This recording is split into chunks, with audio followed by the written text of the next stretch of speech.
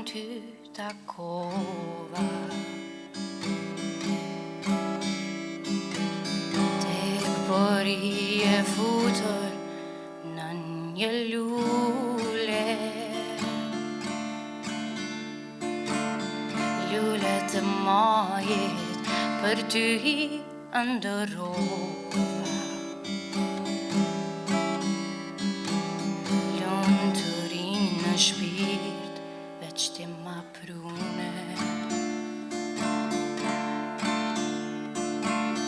Një ditë të bukur, të mojetën ty takova. Tek Borri e futur në një lule. Lule të mojet për ty ndërova. Lunë të rinë në shpirt, veç ti ma prune. Por tani e vysh e ma skera. Lullet e tua për mu s'kan më vlera. Do t'këndoj për e, moj lulja ime. Donë se je kaq larg e kësaj zemrësime. Por tani e vysh e maskera. E lullet e tua për mu s'kan më vlera. Do t'këndoj për e, moj lulja ime.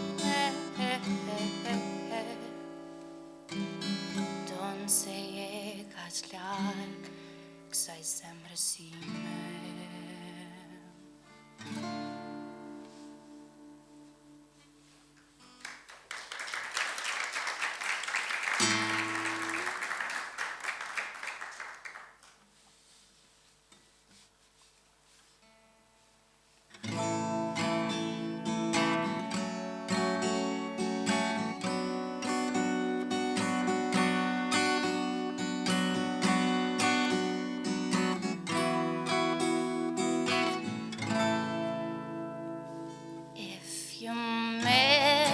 Train I'm on, you all know that I am gone.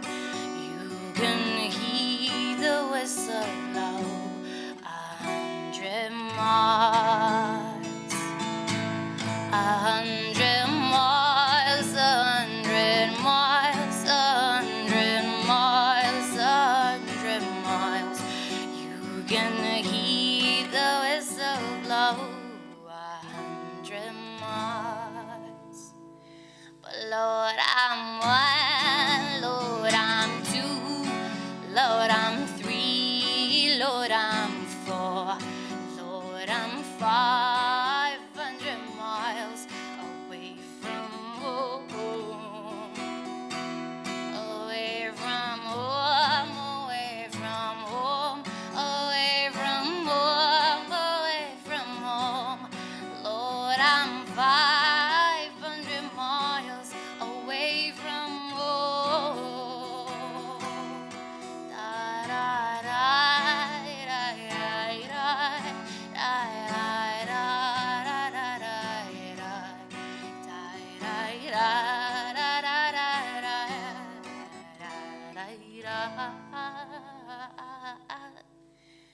Not sure on my back, not a penny to Monday.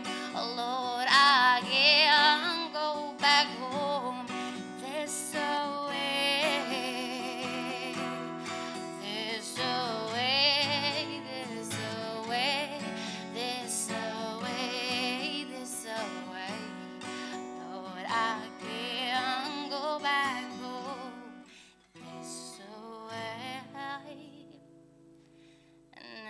you miss the train I'm on, you will know that I am gone.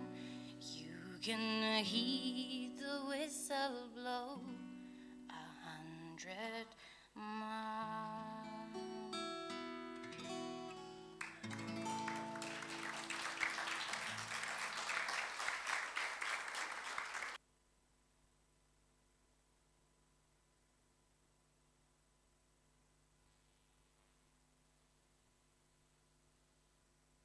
Good evening.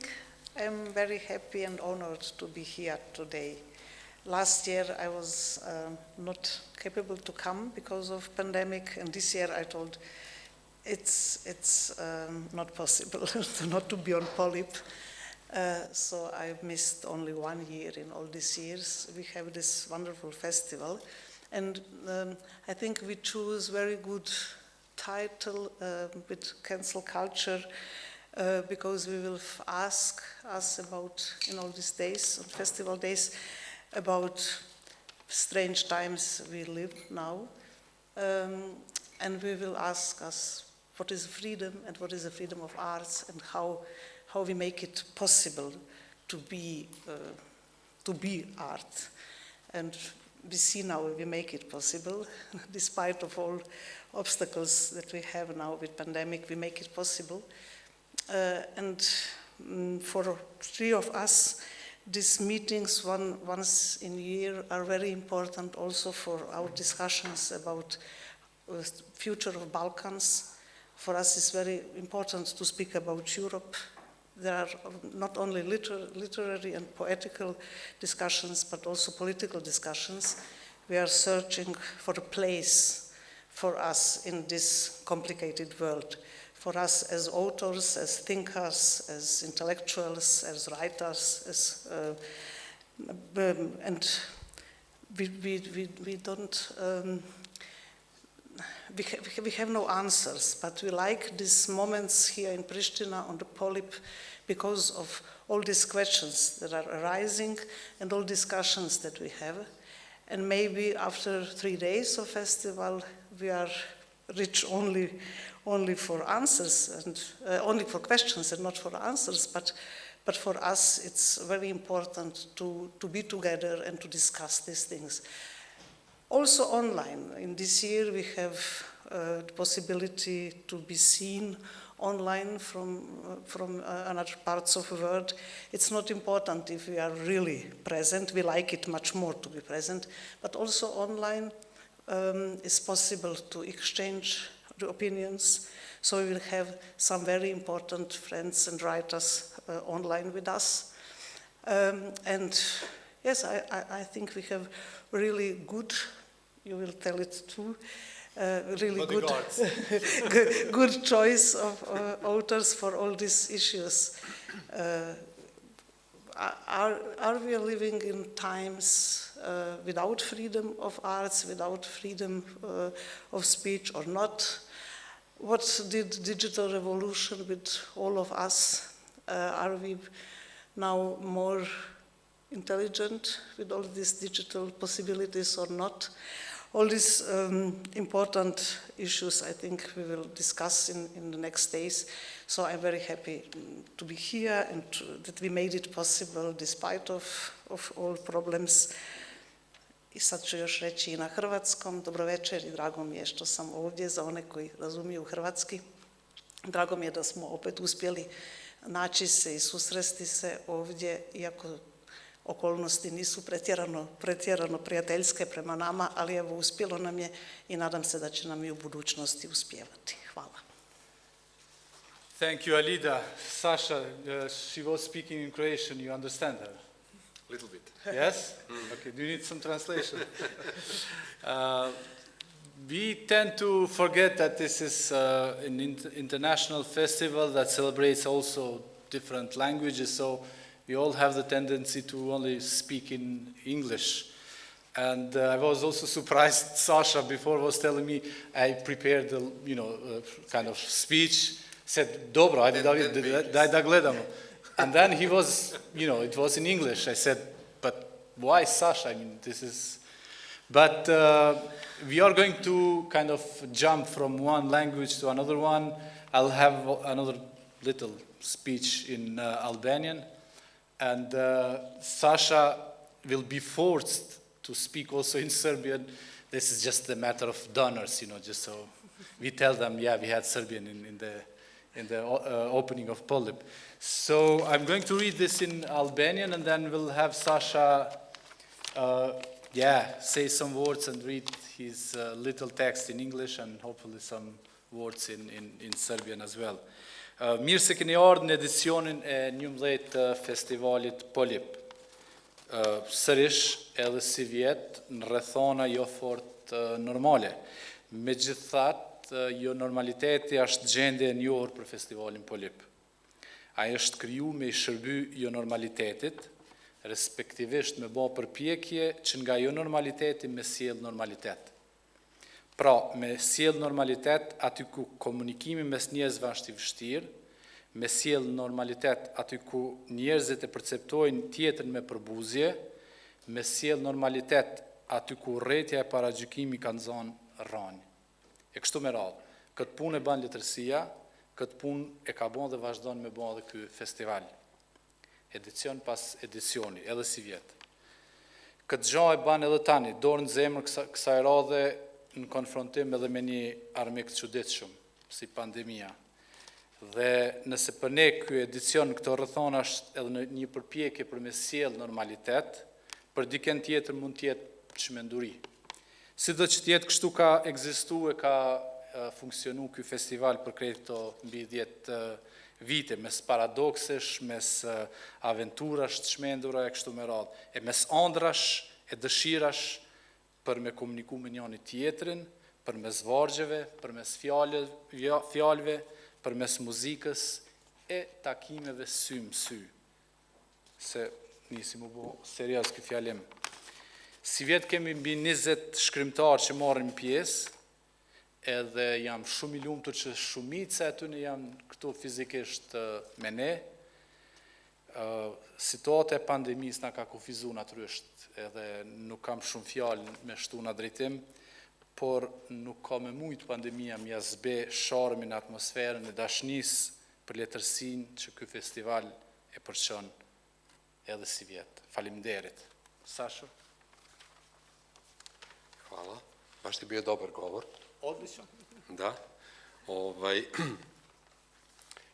Nekada kada smo počinjali ovaj festival, dobroveče svima, video sam odlično, mogu sam da čitam bez naočara, ali radeći sa Jetonom 11 godina, slušajući njegov fantastični humor, ja sam u međuvremenu zaradio dioptriju. Izgubio si oči, ali ne bubreg. Da, tu je. Pa sam pripremio nekoliko reči u fontu 14-15 da bih mogao da čitam. Dear friends of literature, friends of Polip, when it comes to giving speeches, I usually don't know what to say. Of course, I always remember the right words too late, when no one needs them anymore. So I wrote these words last year when Polip ended. Then I went to our old place where Chandra Multimedia was and where it all started. Now there is a modern dental clinic. Stvarno mrzim te zubne metafore, ali nekad stvarnost ume da utiče na promenu naše poetike. When we met there, no one thought about teeth, but we could all together remember those people whose teeth were broken while resisting. We also remembered those who had lost their teeth trying to establish bridges between post-conflict societies. Yes, today there is a dental clinic, but that clinic does not cure that for what Polip started and for what Polip stands for. 11 years are behind us. Those years ask us to reconsider our basics and ask ourselves again, why are we here? Why do we write? Why do we participate in this literary process and beyond? Am I here because of the future or because of the past? What are you here for? Polip is not another literary festival in the region where we have a good time. Oh no, this is a place where the stories of the future began. Stories of friendship, stories of trying to understand each other. Thank you for being with us tonight, and thank you who are in front of your computers watching us online. Welcome to the new edition of Polip. Thank you. I would just ask for how it's more light, more licht, huh? Yeah, Mehr Licht. So more light, more licht.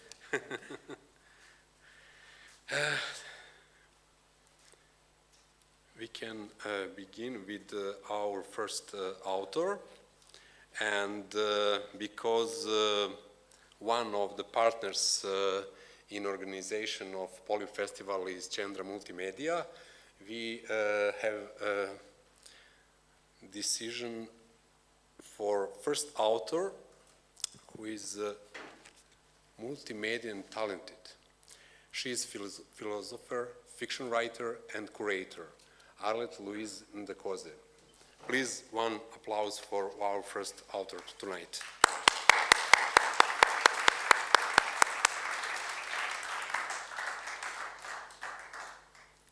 Is Arlette here? Welcome. Hi. Are you first time in Pristina? Yes. And first impressions? I love it. Huh? I was walking around here. I was going to a library, and I really got to meet some really great novelists and poets. Hmm? Yeah, I What do really you think about architecture of a library? Okay, is it a Some threat? people. I mean, it's looks Interesting. different from the surrounding, and I got to be reminded of, the reconstructions after the 90s in Berlin, a bit more industrialized. Okay. Yeah. Can you a little bit introduce your text, which you will read tonight? Saša, you need to have a sitting there. Yes, I would say I should sit there. I would place my things there. But I would say, since you just asked me here, I want to respond next to you. I think, that's also the great emotion I have towards that space here and the people. That words contain that energy that doesn't need more explanation. So I would let the text speak for itself. Okay. Okay. Please. Thank you. Thank you.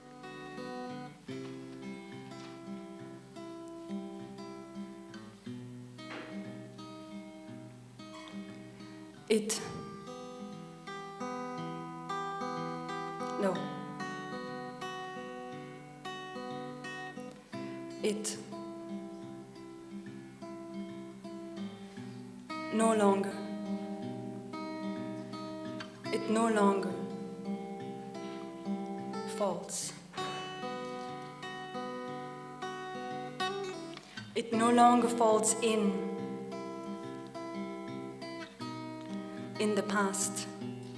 Yes, from the front sideways, through the windows reveal the thin layers of rubber maintained protection from the cold. Or behind it. They stood up, held up, there, still stand. But it no longer, no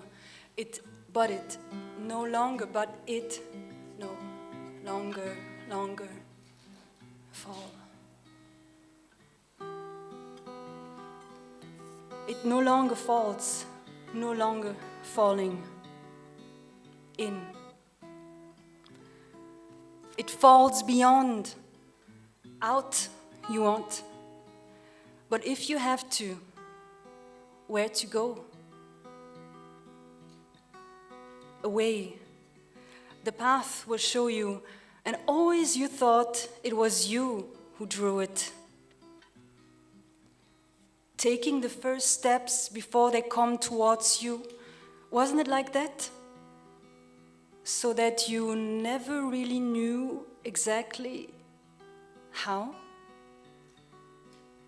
Is it so? Is it? It? No. It so can't be. It so can't be like that. Out you want, but the air not you.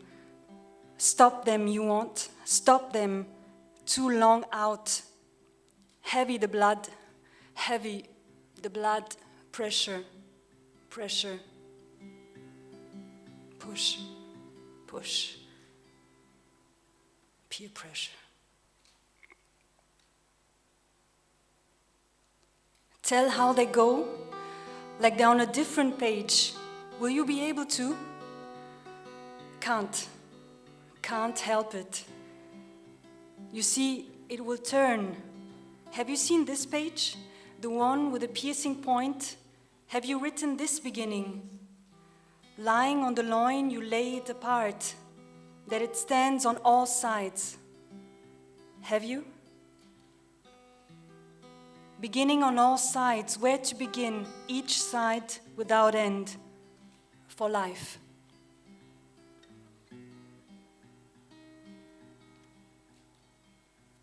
There's a wind in the room.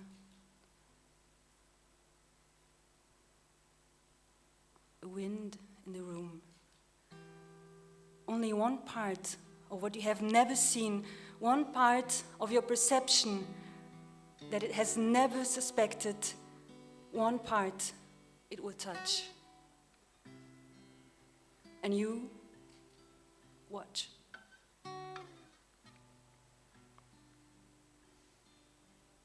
To it you turn, not realizing that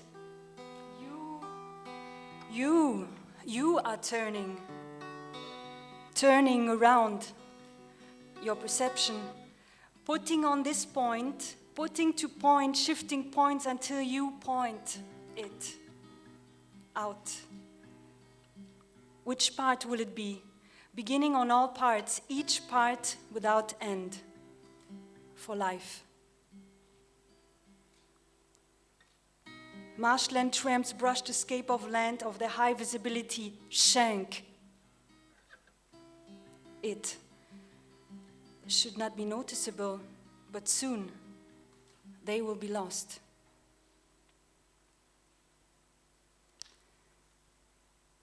What if you calm down a bit?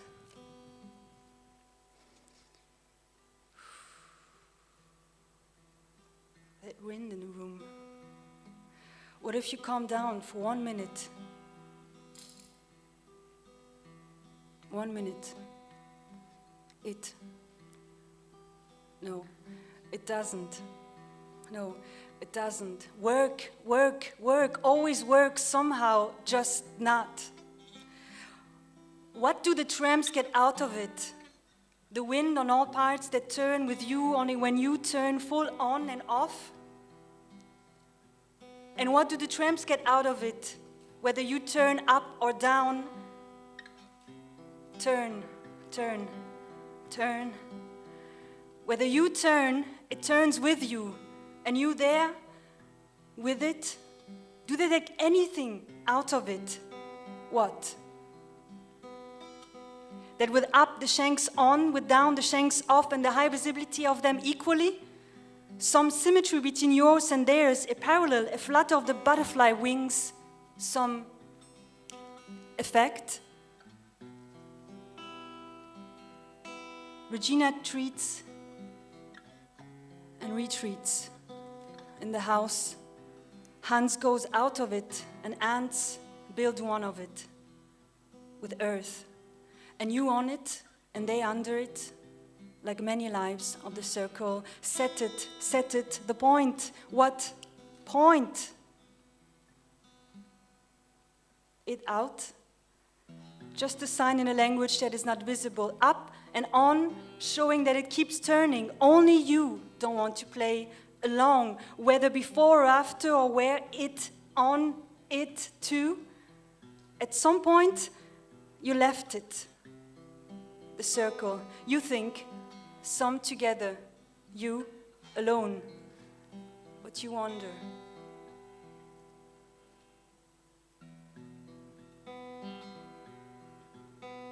You wander around, not abandoned, still, always you are in it.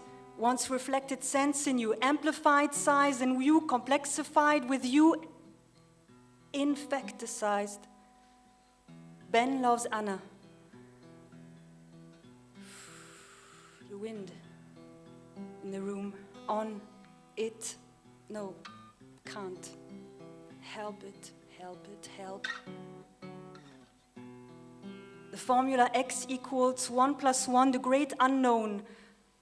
Only like, not like 50 years ago, another variable. Do you also hear it rushing through space, dashing? That is the relation of the relatively variable undulations. Try to say the sentence exactly as you just said it. Try to say the sentence exactly as you just said it. Try to say the sentence exactly as you just said it, exactly.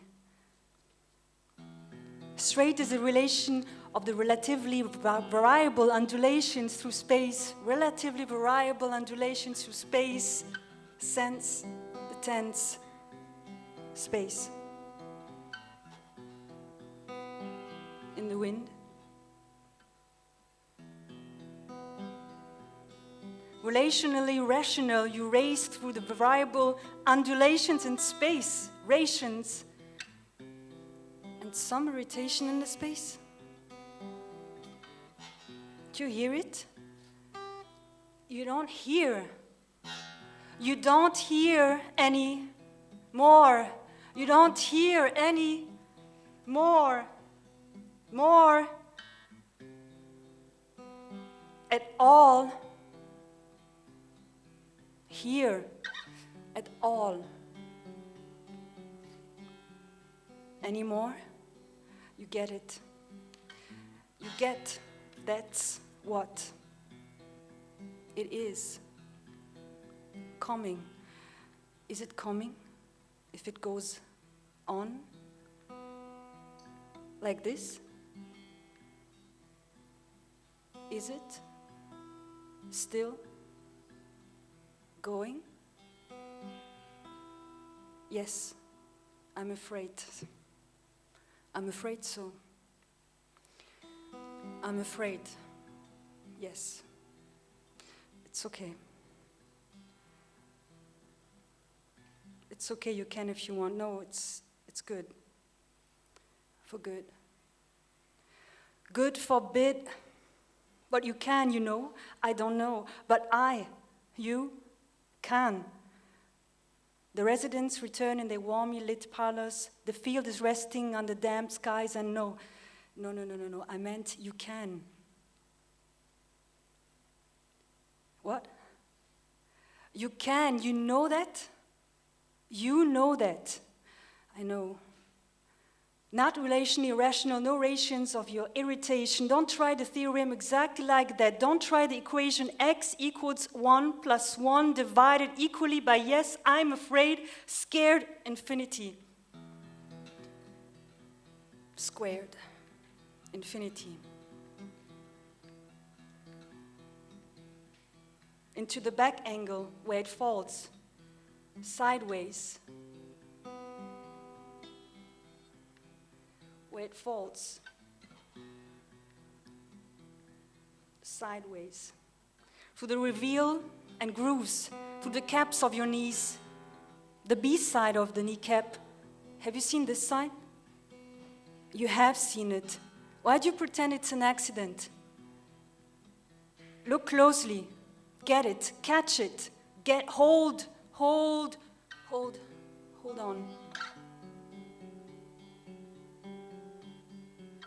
Hold. Get it.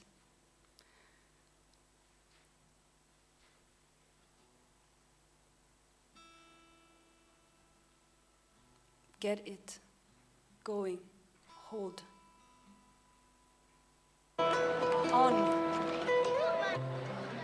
On.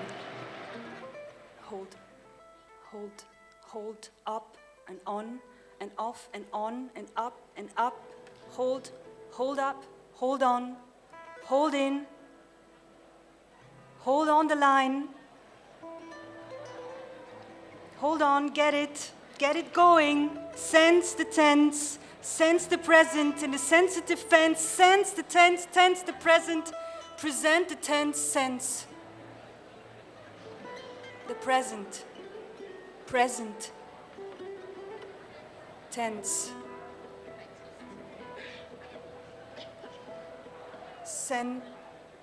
Sentenced for life.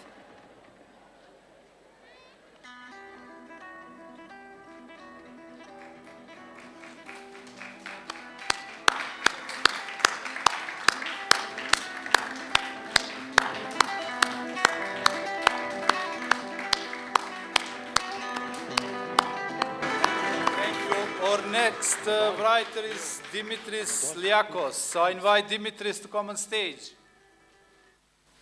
His Poena Damni trilogy is one of the best-selling and most highly regarded works of contemporary European poetry in translation.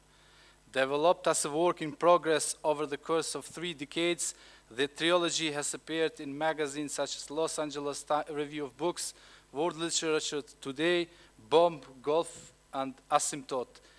And at the same year, it was also, Lyacos was mentioned for a Nobel Prize in Literature. Welcome, welcome. I hope this works. It works perfectly. Okay, just great. To Now it does. It does. To tell the audience that Dimitris started his journey to Kosovo last year, so he's like some odyssey. After a year, he's in Kosovo. So it took you a long time to arrive. Yes, it did. It was a big trip, and it's great to be here in the youngest capital in Europe. So yes, of course. Actually, it was good to be in Pristina because I also got rid of the car, which was with me for a couple of weeks around this voyage, and I got to see a lot of things from ice lakes to rape and murder camps. Of course, I hope all these things now will be remnants of the past, and the only thing that will be happening now in this area will be festival like yours. But the piece that I was, I was planning to read here seems relevant also because I saw some of those places. And, there is one particular place that reminded me of a strange word in English. I suppose sometimes not even, native speakers in the English language may not be familiar with it. And this is oblivescence. Oblivescence is the willful forgetfulness. So I saw one of these places in Bosnia where people deny the past. The piece that I'm going to read from Z13 Exit, it's an excerpt, in a way is about memory and oblivescence, as well as how do we deal with the past. You answered my question, but actually I had I have answered your question before you asked it. Exactly, Okay. but Right. there is Okay. one last that I wanted to ask, and I didn't want to enter to politics, but you started with cars, with camps, and so when are you going to write your trilogy, When Greece Recognized Kosovo poem? Because they are flirting. I think you have the Greek ambassador here, and this is a question for the Greek ambassador, not for me. Very good. Thank you, Dimitris. Floor for you.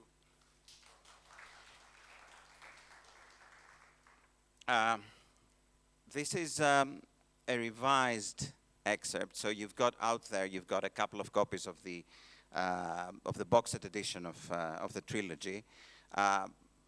You might surprise to see that what I will be reading now is somewhat different to the one that is out there, and this is a revised version that has been translated now to be published in the Portuguese and the Italian editions.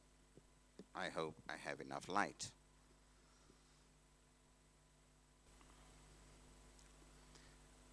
Those are the ones for today. A surrounded flock in the middle of the road. More come rushing this way. They will wait a little still. There is still someone missing. They will wait. Hands freeze. Some more are fetched. The heap grows. That's enough. Now it's time to load it and go. Where to? Who knows where to? Nowhere. They're all bound to nowhere, with yesterday's morsels still in their mouth. One mouth for them all, shut. And now, hear the door that has shut. Listen up to this breath that stopped short. The train is now on its way. Where to? From a world that was, until it arrives, to where? Far, where you can't feel. Nothing reaches your ears, your nose, only fear. And suspicions, sidelong glances, tiredness, each one a bodiless wing. Beating up in the mind, one by one and together, rounds of machine guns, hooves of iron horses, sunken wheels, chains that sprout from the mud, a friend at your side that weeps. And yet, in these hollows, beneath ruined arms, something gleams like a candle, as it did once in those country churches of Christians, a candle for the empty coffins to find their way, the coffins of those who fell naked into the pit, and their bodies have rotted a lot quicker now, without cries and grief and delay. And those steps drag on to the end of the day. They are down from the train. Death sings to the children through the womb of the mother. A lullaby mixed with saliva and clay that you had, but rolled over and covered yourself and covered them all with your blanket. And when you woke up, they were already gone and would never return. And yet the mind always returns to the places it will not return. Keeps up the search, even though all has grown faint. In the end, at one corner, it gets hold of this bit that does not fit anywhere, and it's you, the head sagging in front of the window, the astonishment at the moment you saw them again, and you were in their midst, and were going with them. And then dark came again, and the lights outside, one needle next to the other, injecting straight into the eyes. Now you have understood that this road runs also inside you. You see, as if it were eagles that have come down over the ruins, stooping, chests open over the lungs, hearts withered, lost, and your brother at your side to weep. But come, put an end to that now. Look ahead. Remember that old story no more. Let go. It has already sunk enough. That world behind you will not emerge again from the dark. Already died. No eyes to look upwards. No head to peep out from the shell. Just a bone that reminded you of something, but not for long anymore.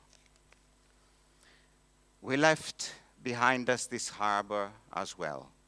Now we approach. The sea already appeared, the rock of the burnt-out lighthouse they were telling you of.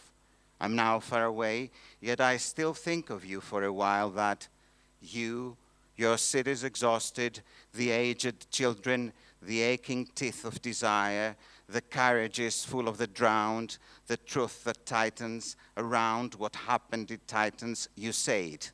They gather together, a circle, the gallows, the trees, the fruit that does not fall on the ground, the bodies that broke from affection, the friend you don't see and don't hear. Look still that beside you.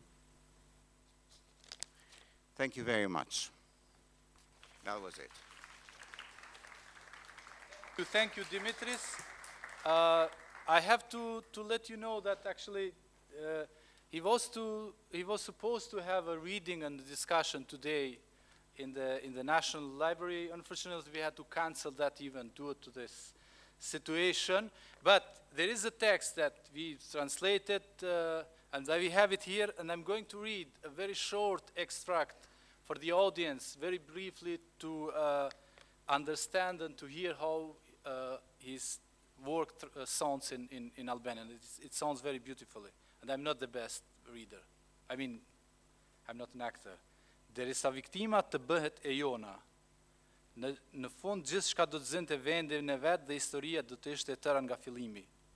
Së pari duhet I gjente, por mbizëntron të katrahur. Ishte si krejt bota dhe kishte ardhur këtu edhe të kishte flakur gjërat e veta. Male me sende që u takuan për herë të parë. Nga larg ngjante si një vetme, por kur I afroheshe shqueje të ndryshme, të mëdha e të vogla, njërën mbi tjetrën ose për brenda njëra tjetrës, si të ishin thyer të gjitha njëkohësisht. Dhe kështu, siç ishin të pangjashme mes tyre, kur shije një, harroje tjetrën, por duke rrëmuar kishte lënë disa minjan dhe me ato filloi të rregullonte shtëpinë.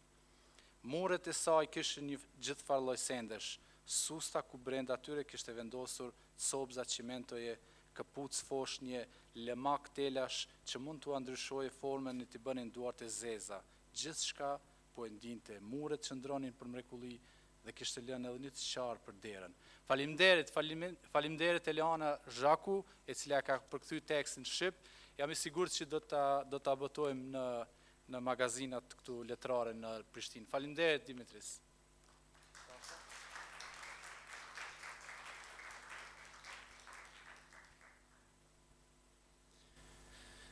Okay, we can go further. A few years ago, we had some authors from Syria with very, very hard stories from there. And tonight, we have one author, one very brave woman from Italy, war reporter, Francesca Bori. Please, Francesca. Applause for Francesca.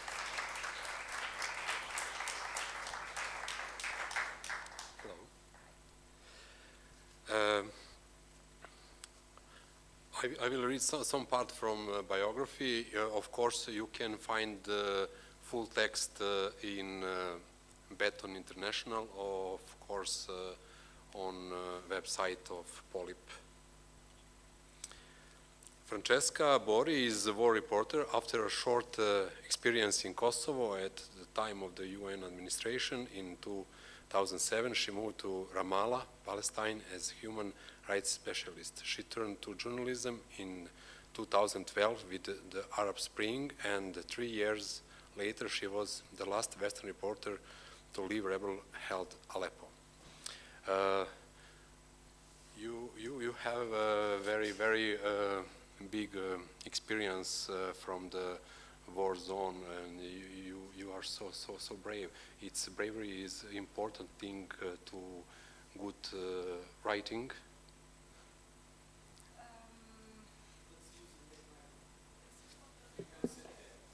Or here.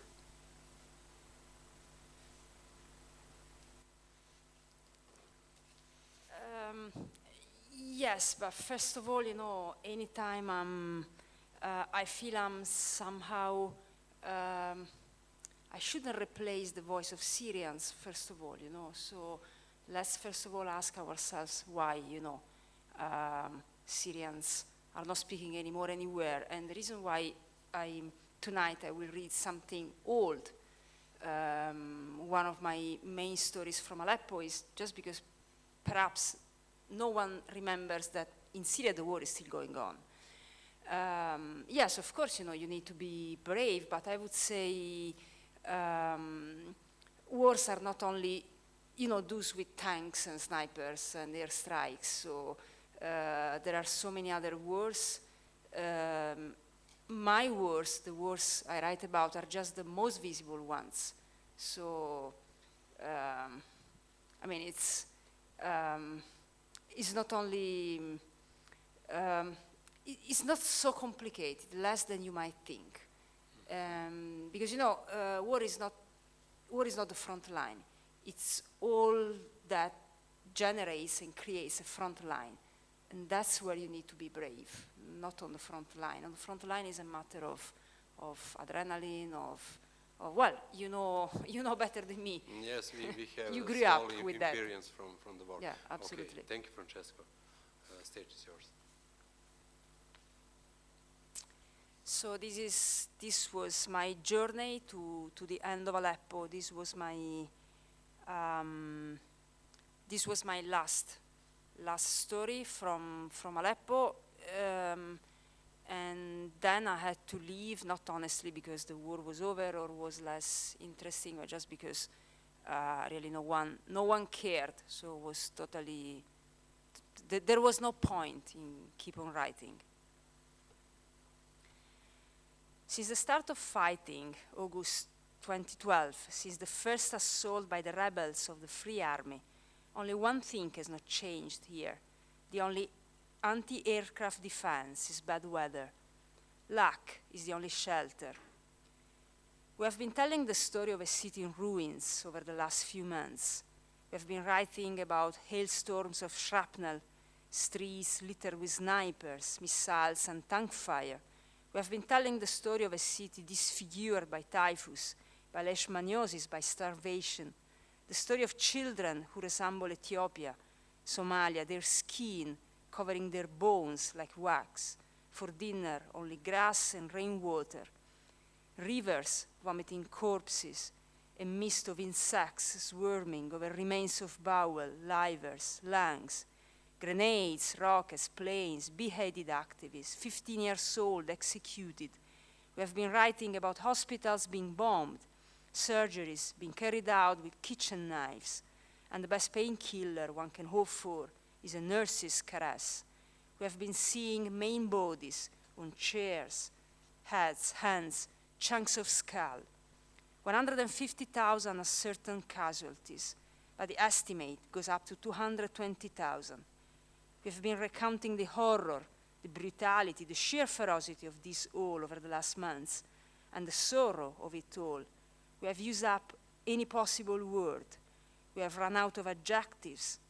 Sorry, we haven't quite figured out what a war is like. Because in Aleppo today, there is but one front, the sky. That's how you die here, without notice. A blast from nowhere, a flare, a slap of wind, and the air that heats up to scalding with flames, blood, shrapnel, and amidst the dust, amid the screaming, only these shreds of flesh, these children of coal. There is no shelter, buildings have no basements, nothing. And insurgents, purely kept by Saudi Arabia and Qatar, have only these all-Russian machine guns, the Doshka, these pieces of rust. Against a jet, they are as powerful as pea shooter. In Aleppo, suddenly, simply, you die. People dig with their bare hands. There are no bulldozers, no pickaxes, and anyway, there's no fuel. There isn't even electricity anymore. People dig under the faint glimmer of mobile phones, of lighters. The corpses, they stare at you nested at the bases of pillars. The counteroffensive of Bashar al-Assad started in December. You reach the inner city through 9 miles of front line now, from the Sheikh Najjar industrial area, an area once so firmly held by the rebels that it housed the HQ of the Revolutionary Council, the provisional administration of Aleppo that was optimistically busying itself with restoring pipes, reopening schools, even replanting trees, and now instead, that's the way you get in, amidst mortar fire, RPGs, Kalashnikov bullets, a jet over your head at full throttle to take cover as fast as you can in some suburb. This is under barrel bombs. Barrels filled with oil and explosive, poured down from helicopters, 2, 3, 4 at a time. They rain in the dozens, every day, every night, every hour, everywhere, really everywhere, an average of 50. And there's no distinction at all between civilians and fighters. The only difference is that the front line is targeted by more accurate jets. As usual, rebels and loyalists are so close each other that they exchange fire whilst cursing at one another. Barrel bombs might hit the loyalists too. But that's the only difference, because as for everything else, in Aleppo the distinction in the selection of targets is one only, clockwise or anti-clockwise. That's how we keep on calling it, Aleppo, but it's Dresden now. Miles and miles, Aleppo no longer exists. It shrinks by the day. And yet, it is not empty as it looks, as we are told. Because as my driver points out, becoming a refugee is a luxury not everybody can afford. It does not have the $150 to pay for a car to Turkey, plus the $100 each for his wife and 3 sons to bribe a policeman and illegally cross the border. Only few still have a passport. And at any rate, Turkey now hosts 700,000 refugees. UN camps are filled to capacity. Aleppo looks ghostly, and yet there are still Syrians here in the hundreds, in the thousands, exhausted. There are about 80,000 people, according to estimates, chewing cardboard to weaken hunger, worn out with these shabby eyes, just standing tattered on the sidewalk, watching the sky, because in the past, a jet would come and bomb, twice, 3 times a week. It bombed and disappeared. Now the helicopter wheels, and suddenly it bombs, twice, 3 times per hour. Suddenly you die. There's nothing else in Aleppo. There's nothing else. You wait and die. In this nest of wasps, this nest of thunders, nothing else, only the buzz that intensifies at some point, and only this shout suddenly. Tayyara, Tayyara, jet, and everybody plunges under a chair, behind a closet, a bucket, whatever, because Aleppo looks empty, and yet hundreds, thousands of frightened Syrians spring from amidst the ruins. That's the way they live, amidst the corpses that were never recovered, in the hope that perhaps a place that's already been hit is less likely to be hit again. Amidst the rubble, the concrete place, clothes float around, books, a clock, a child's shoe with the food still inside it. We are but a number to you, a young man complains, Isaf al-Dawla, while insisting on listening to me the victims from the last airstrikes, name by name. But the UN in January stopped counting the dead. It's too hard to keep it up to date. Sources are unreliable, they explained. And so rather than stopping the war, the UN stopped counting the dead. The young man complains, he insists on telling me their story one by one, does not know that in Syria the dead to us are not even a number anymore. Yet in Aleppo talking, asking questions is not easy.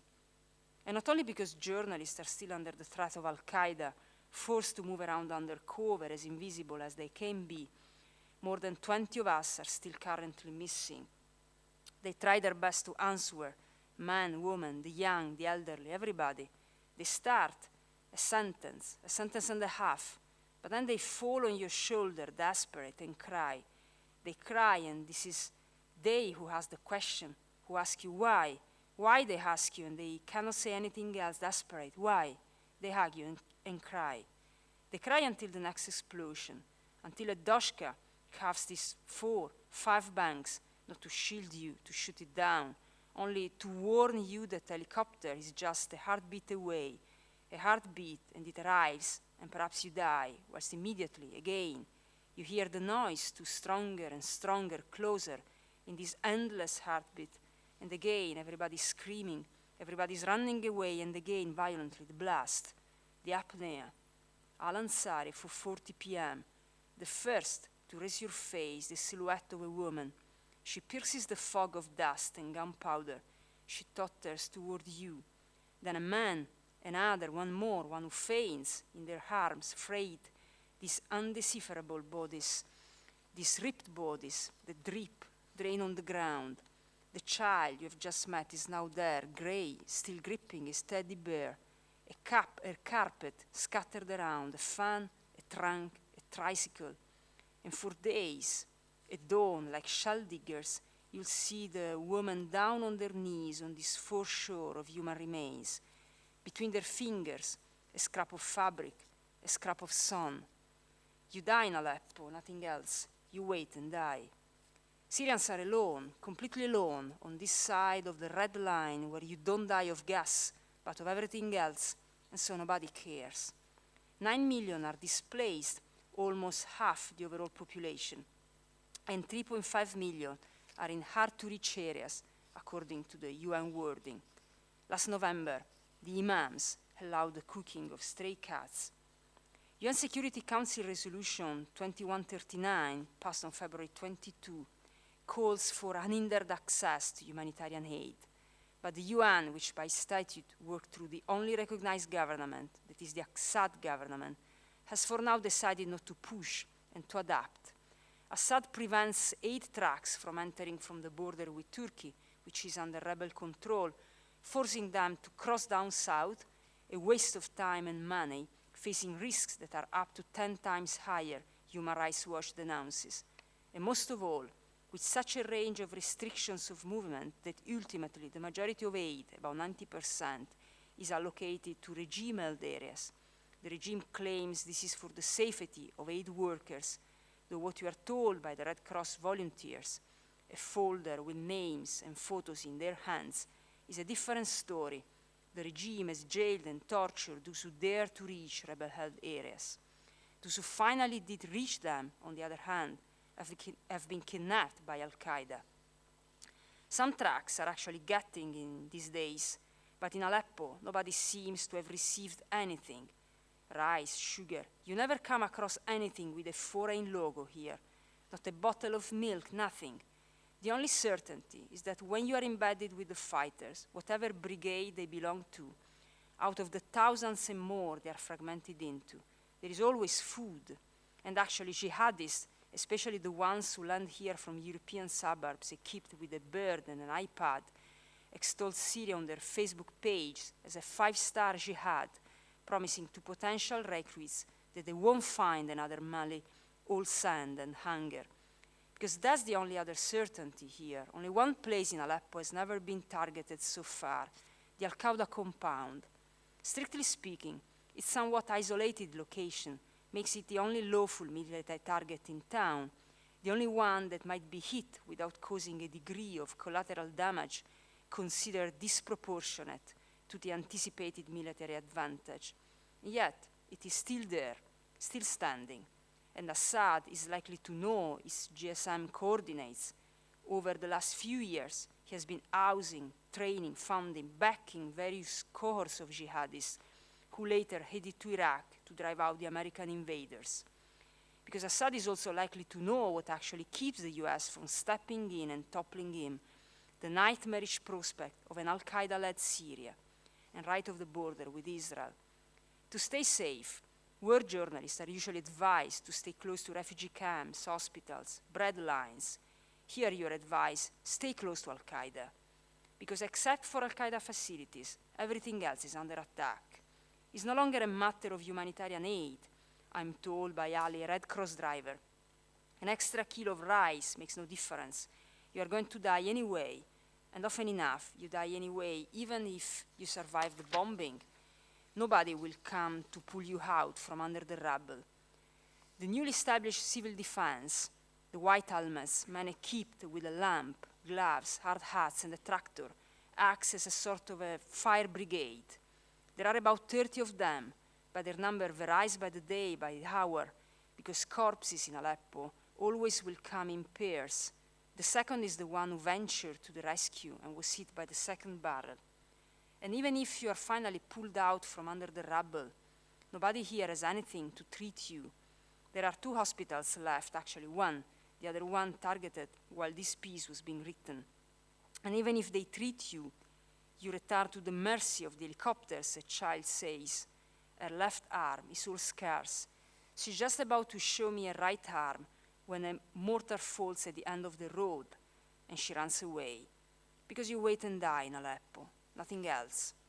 And nothing is sharper than the first strike, when somebody is still alive under there, and you hear the voices, the screaming amidst the dust, while still you cannot see anything. Saidni, Debek, help, help. And like this woman now, we are in Sukkari, facing the screaming of her 2 nephews, 17 and 18 years old, and relatives hold her whilst she struggles to shake them off and sleeps, stands up again, shouts, Saidni, And it's the most ferocious moment. Brothers, fathers, friends, everybody holds them whilst they strive to shake them off. Desperately, they rush into the rubble, bare hands, and immediately another helicopter that comes promptly and hovers and over sadistically while everybody runs again and nobody knows where to now. Everybody struggles to shake them off and stands up again. It means the screaming, the din of the blaze, the dust of the blood, and then there is the blast. Because you die in Aleppo, nothing else. The city is split in two, one side under rebel control, one side under regime control. And last September, in the eastern half, the rebel held half. A new regime, the Al-Qaeda regime, replaced the old one.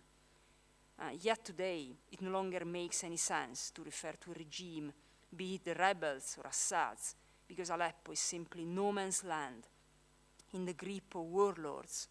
Checkpoints have basically vanished. Rebels are all on the front line, barricaded in battle.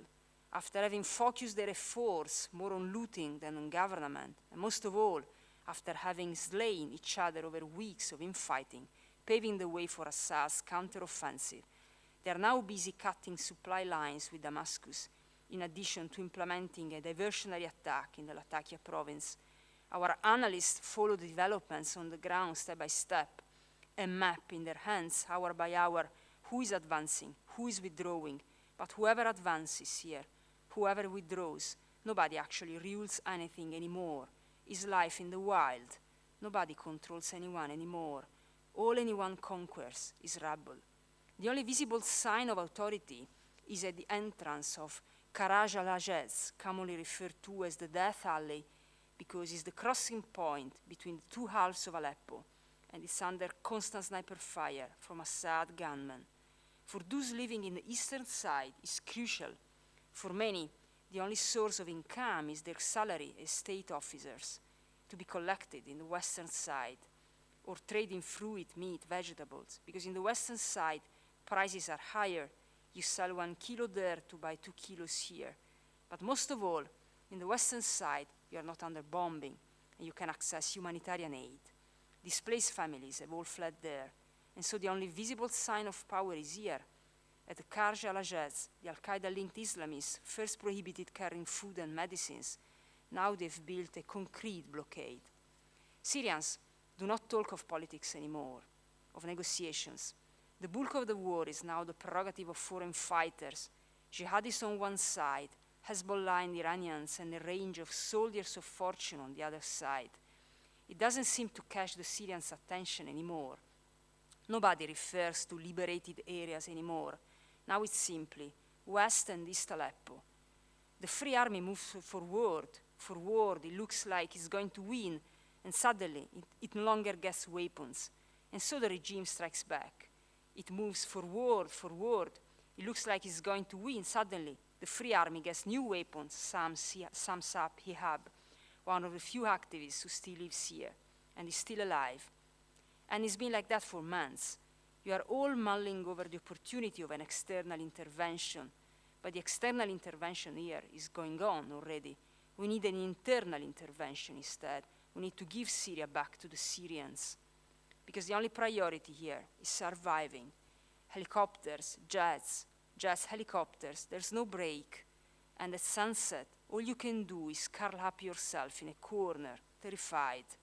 On Aleppo Today, the local TV station, the dead report scrolls like closing credits on the bottom, whilst through the window in the dark, every 10, 20, 30 minutes, the ghost of Aleppo reappears in the flash of a blast. I keep on nervously watching the clock, waiting for the dawn, but I'm the only one. It's a habit that belongs to another life, because the only difference between night and day here is that at night you can't even run away. At night, war in Aleppo turns into murder. There's no fighting, there's only death, random death, because it's about getting bombed here. Bombed, nothing else.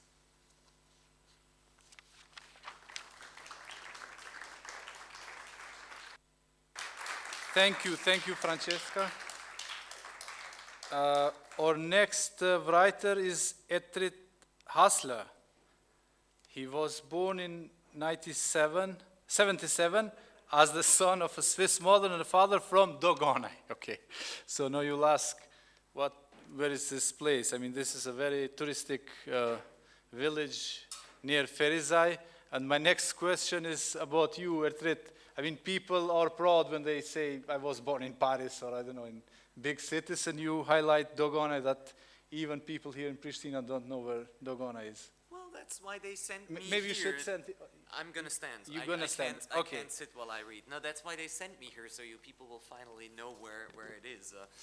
Okay, you know, but you get some country bums that you get to invite. This is actually a pretty hard act to follow now. Yeah? Yeah, I realize why you put me in now. So Okay, there's going to be some I have to relief. continue because there are some important information. With his lighting speed text, he became one of the pioneers of poetry slam in Switzerland, where he has performed since 2000.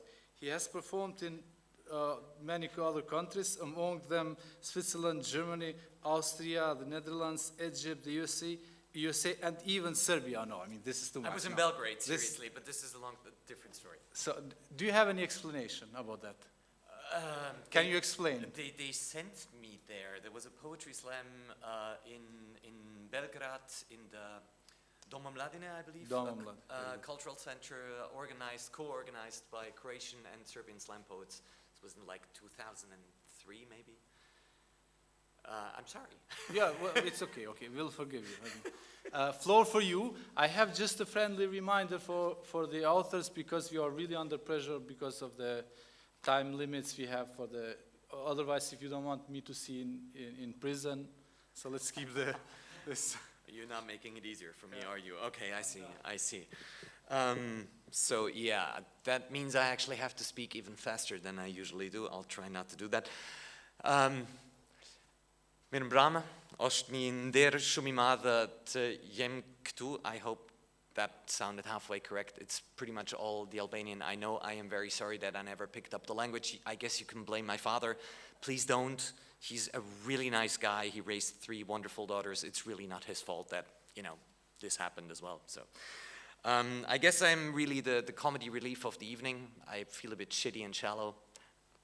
We're all just going to have to be really strong through the next 10 minutes, I suppose. It was mentioned, yes, I've been to Kosovo before.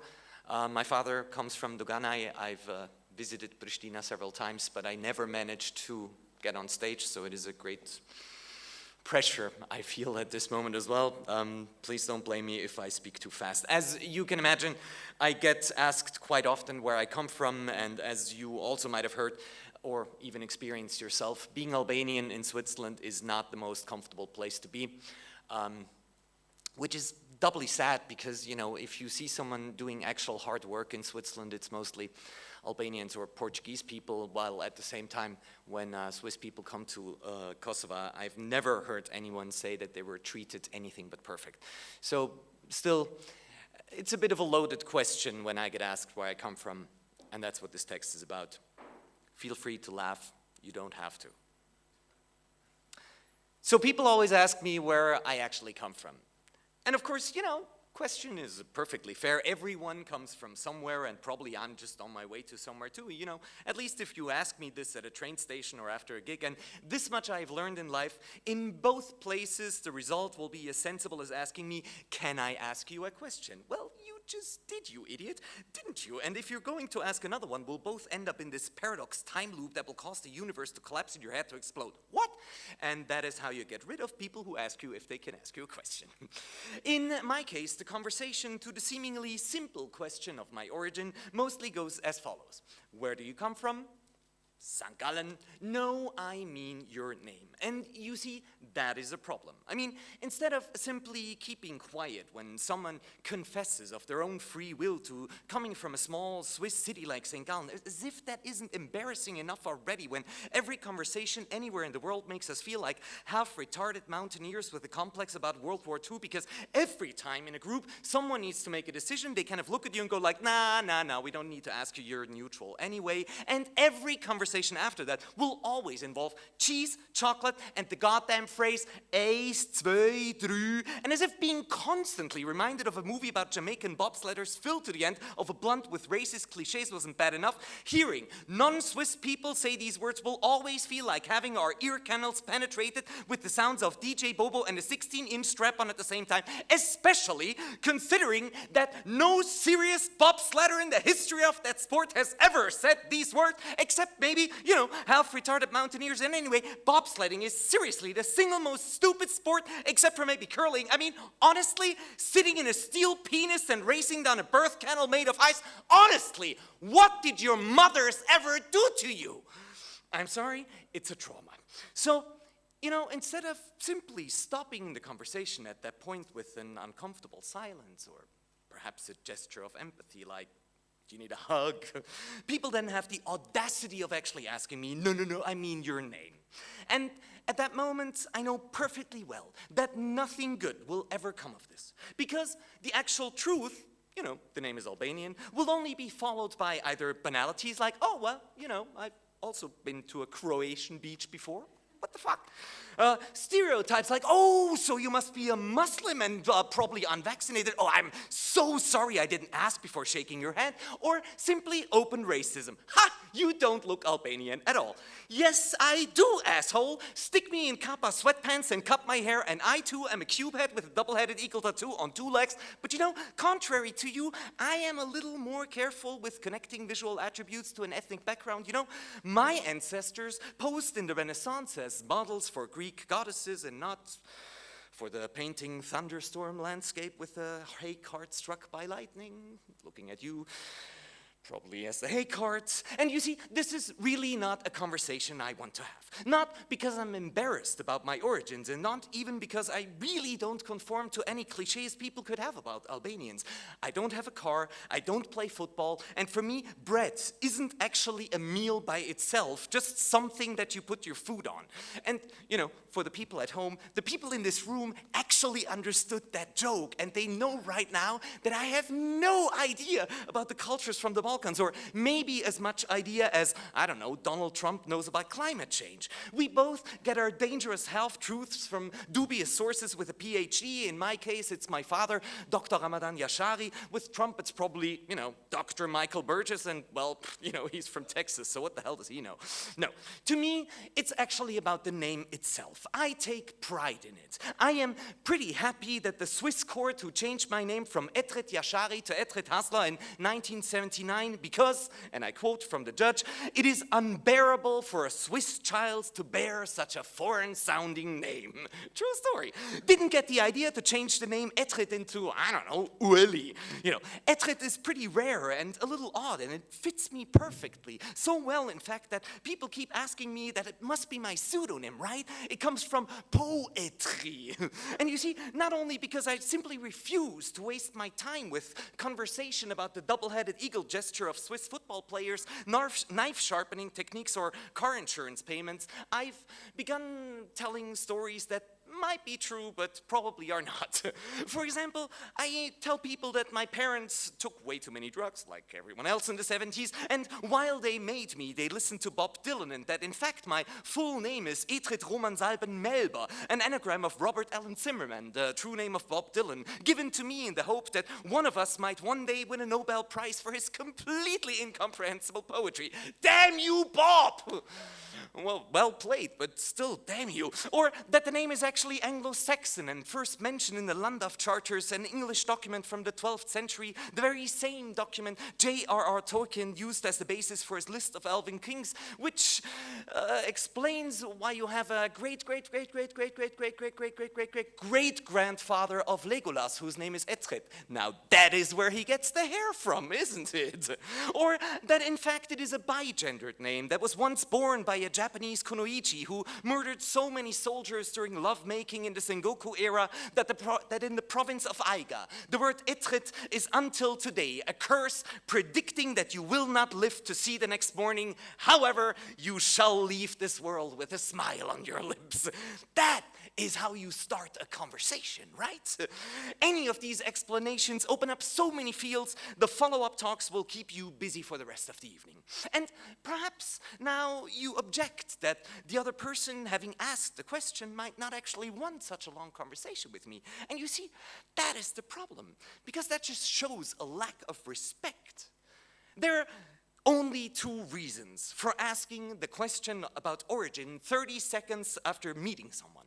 Either an incredibly naive notion that origin can be reduced to a country, an ethnicity, a skin color, rather than having it connected with an infinite number of other questions like, well, are your parents still alive? And if not, what did they die of? Were you raised in a villa with a swimming pool, or could you hardly afford a black and white TV as a kid? Did you have pets? And if yes, did you eat them? And what did they taste like? Yeah, see, that's the joke that the people from Dogana laugh about. The question, where are you from, is a source of novels, not one-liners. And it is as intimate as the question, do you prefer penises or vulvas, or do you maybe not even care about either of them? And there might be one place in the whole world where it could be acceptable to place a question of such magnitude at the beginning of a meeting. That is the swingers club, okay? But sure, there is a second reason why I don't really like to answer the question, because we know they exist as well. The people who ask us where we come from because they believe that the stamp of origin will tell them everything they need to know about us, that it defines a human being where they are from and not where they want to go. Those who believe that you actually have to earn the right to say, I am from here, and that they are the ones who get to decide who has earned it. People who tell me things like, well, you're not really Swiss, are you? Or, well, you're just half Albanian, right? Jews. And with those, well, a conversation runs a little different. Where am I from?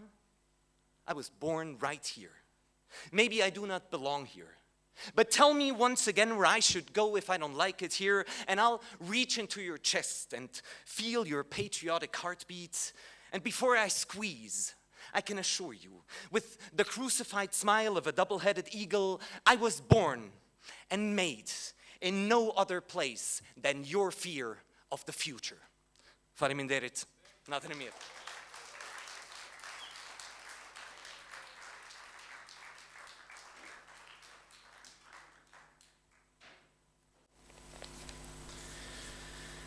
We have a very good link for our next author. He lives here in very quiet mode, and I think he's very quiet man with very strong and loud poetry. His name is Arben Idrezi. Welcome, Arben.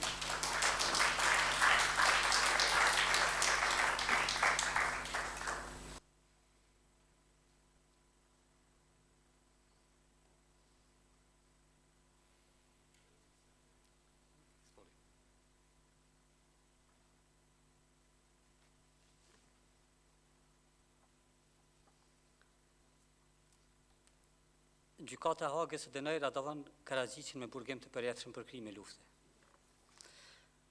Kriminali thinjur në arrati, me mjekrën prej të urtë deri në kërthisë, ka që dhe Zotin e sajojnë sipas kësaj shëmbëltyre. Ju drejtua, i prekur dhe krenar, pretendimi I tij, popullet e vetëm se fjalë që nën kuptonin. Në të ri që poet. Unë kam luftuar për ju. Luftën që doja unë vetë, luftën që nuk ishte nevoja fare. Unë kam fituar, ju keni fituar, tash mund të jetoni të lirë dhe të sigurt si që ishte edhe para luftës. Në luftë mashtrohet, në luftë plashkitet, në luftë kryen krimet më ideale të mendjes së semur. Në luftë vriten fëmijët, gradë dhe plesht. Me fjalë të tjera, sidomos civilet e pambrojtur. Unë bëra këtë me një knatësi të pashoqe. Po t'ja bën të juve dikush gjithat që unë a kam bërë atyre, do të isha edhe mi përhanur nga gëzimi. Se do të kisha një pretekst për me shumë krime. Unë jam I lyer në gjak. Unë e kam shuar etje në gjak. Unë jam vampiri me të cilën do të trembën. Unë jam kurbani juaj. Unë jam profeti juaj. Ju jeni grigja ime. Ju jeni adhurusit dhe shenjtruesit e mi. Le të jetë kështu. Se fatet e perëndive dhe hënve janë të ndara, ama bamat të ngjashme. Ndonjëherë, natën, befa se ripërjetoj një aromë, atë që e kisha ndjerë një natë në kohën e luftës, kur të ngujuar presnim të shkallmonin dyert policia serbe dhe na ekzekutonin. Është kairosi kujtesës. Nuk ekziston, por është I përjetshëm.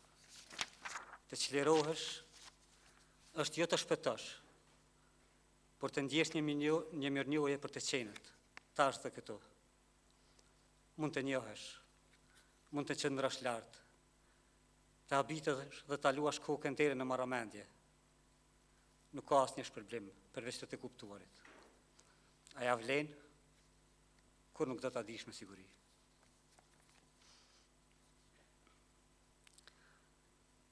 Nuk do menë se është e padurueshme për ta të besojnë veshve. Unë po them se kryeministri ynë është Tiranë.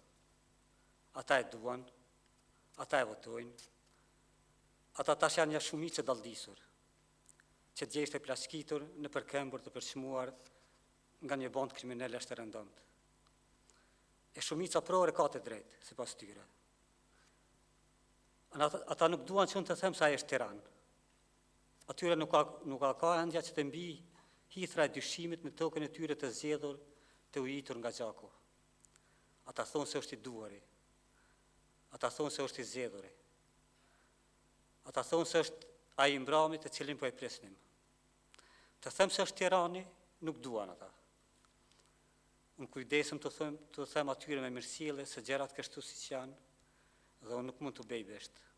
Ata e duan, ai ndoshta I do, ai vërtet I do që ta votojnë dhe ta mbështesin.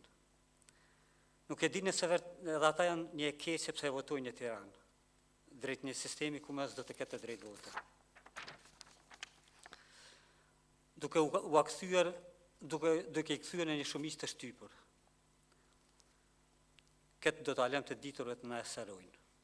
Ju lutem, tash, kryeministri është Tiranë, kjo që unë po e shkruaj është një poezi, jashtë po bie një shi për tas, temperatura është 11 gradë Celsius, sot është e mërkur, dje ka qenë e martë dhe nesër do të jetë e enjte. Pra nuk shohet zjarri së vërtetës me pështymen e mohimit.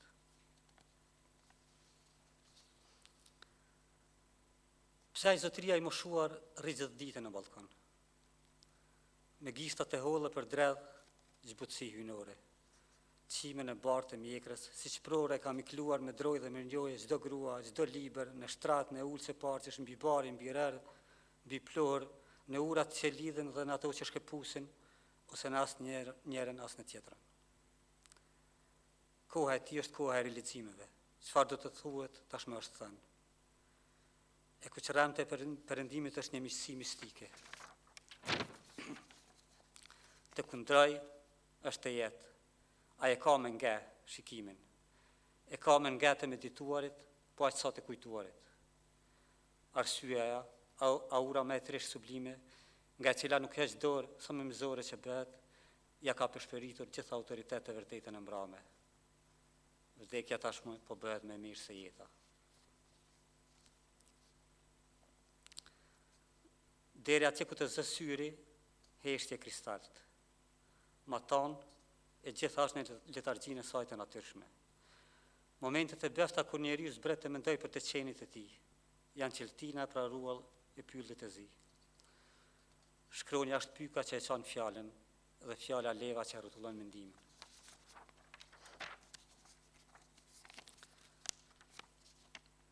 Vargu është gardhi I gjallë I unit. Nuk ka ndonjë marrëveshje për mjeshtrin më të mirë të krasitjes. Ndërkohë, idetë dhe nocionet veçetojnë në një harlisi lirike. Ndjenjat qurgojnë duke u përplasur për kohërës së moshës. Një vejse praruar mbështjell lepshin e shikimit. Gjithçka shkon drejt sakut të vetëm. Vetëm korrigjimi është aura sublime. Virtyti I epërmit të urtit, që tepër njerëzisht përulet para dyshimit. peizazh me mua në të ardhmen. Një plak mundohet të nderet në kopsht në rrezet e diellit. Çdo kërcitje është therrja e mbret nga cila rrëshethet edhe rrahja më e mekur e zemrës. Në mjerimin e të qenit tashmë mbretërojnë vetëm kujtimet dhe derdhja. Pema e lulëzuar e qashis tash është e bukura që vetëm mund të dhëmbë. Trupi është i ftohtë, aq i huaj sa ndjen gjithë vuajtjen e kohë. Mendimi është një bos borri i shkrefë dhe i përlyer, edhe mshuria është kthyer në një lozë të tharë që vetëm e ha veten.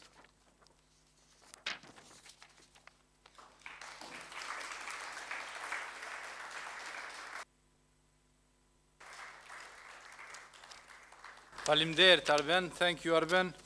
Our last writer for tonight is Shaban Šarenkapić. He's a writer, poet, and novelist.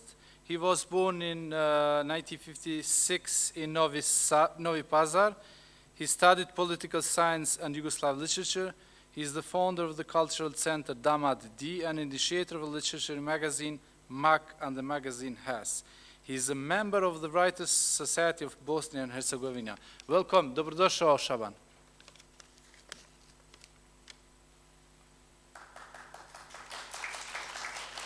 Mi moramo na srpsko-hrvatski naš, yes.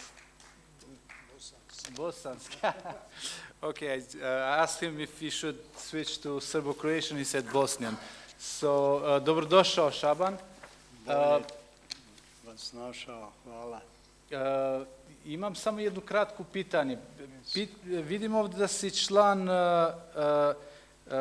društva pisaca Bosne i Hercegovine, ali pitanje je zašto nisi član društva pisaca Srbije?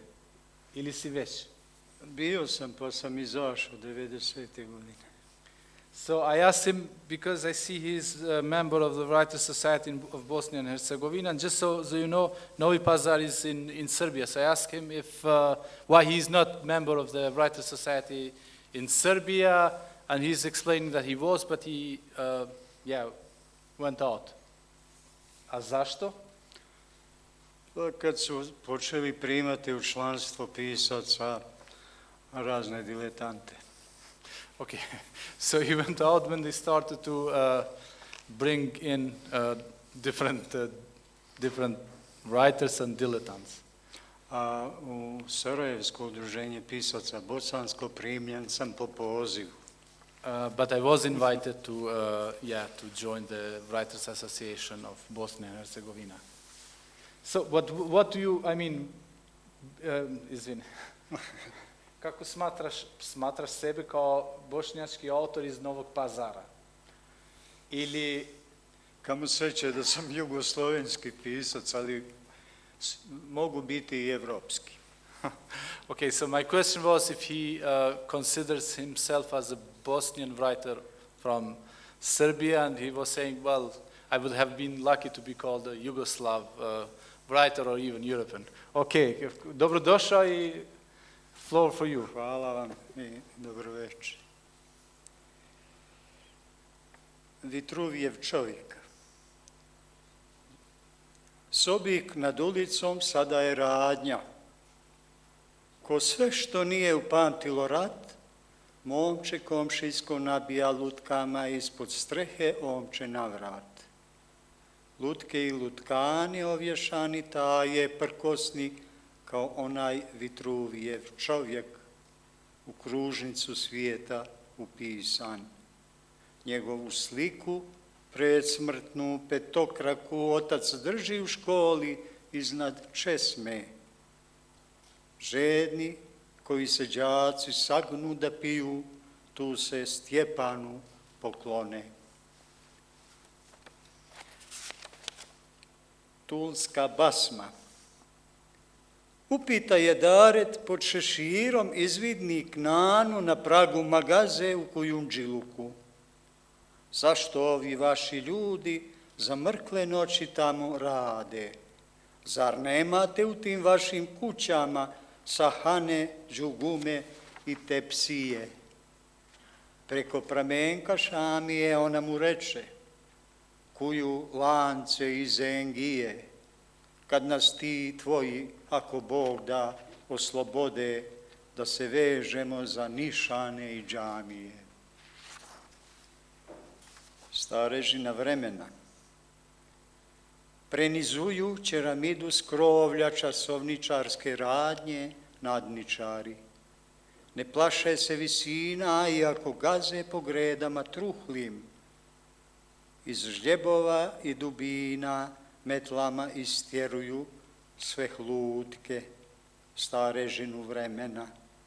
Nevidljivost prosijava, ništa trajnije od prolaznosti nije. Zašto pišem? Prošetao me otac kroz čaršiju u prvom đačkom odijelu, među jošaničkom sirotinjom, među jednakima. Srete nas tad Abdagić Muhamed, a moj mu je otac znanik. Posramih se odjevke očeve i odmaknu se od njega, umirući s nogu. Bezdan između oca i mene, samo knjigama podolmit mogu. Ja sam ti. Pitaš da li znam šta je vrijeme? Ne znam, to nije za čovjeka. Valjda onaj koji to zna usavršio je načine opstajanja u večnosti. A ne umijem ti ni objasniti zašto mi je glava prazna. Moj drugu, ti duho dolazećeg, ja sam umro davno i poslije mene trajem kroz tebe. Vatrena usta. Evo trnim nad slikom egzekucije Federica Garcije Lorke. Streljački stroj odvaje vojnika sa suđenikom pred zidom. Lorka je u bijeloj košulji podvijenih rukava dok recituje s pesnicom dignutom uvis. Kad se povuče linija pod lenjirom dužinom streljačke cijevi, putanjom metka jasno vidi se da dželat ne nišani u srce. On cilja vatrena pjesnikova usta. Sasma lično. Sjedim u bolničkom sobiku u staroga prijatelja i sina mu. Mislim da priželjkuju isto. Ja ne znam šta je crnje. Biti otac što se odupire ili sin koji bi umjesto roditelja da ispusti dušu, a ne može. O, slava smrtima koje posjete nas kad niko ne vidi. Očevi rukavi.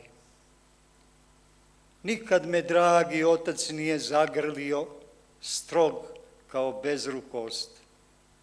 Od kuće je odlazio uvijek s paltom prebačenom preko ramena. Prazni pusti očevi rukavi mahali su crnoj zemlji vrišteći. Trčeo sam za njim do kraja mahale rukavom da me barem takne. Hvala.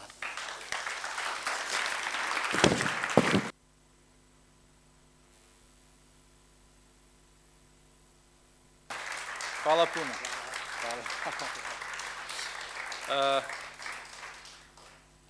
To je to. It's over for tonight. We had to go like turbo, really Balkan turbo, fast because I mean, yeah, we could imagine to sleep tonight at the police station, but it's not good for you, I suppose. Let's say that we have a very impressive cocktail outside. Aurelia, yes? Outside, so we are not allowed to have food and drinks inside, but we'll all go outside and right and upstairs. Okay, so you'll see you'll hear the smell of the food. So we have some 1 good hour to really eat and drink fast, and then Run. we all go to the hotel and to our houses. Imaš nešto da prijaviš na srpskom? Nemaš? Nemam ništa. Koliko imamo vremena da se povučemo? Yeah, we have 15 some. minuta. Yeah, from here 5 minutes and then we go fast. Thank you guys, and we see you tomorrow in the program. The first panel starts at 11 o'clock, and then the next one is at 2:30. Yeah, here. Everything will happen here, so you are welcome to join us. I mean, in a limited number, not more than 30. Yeah, thank you.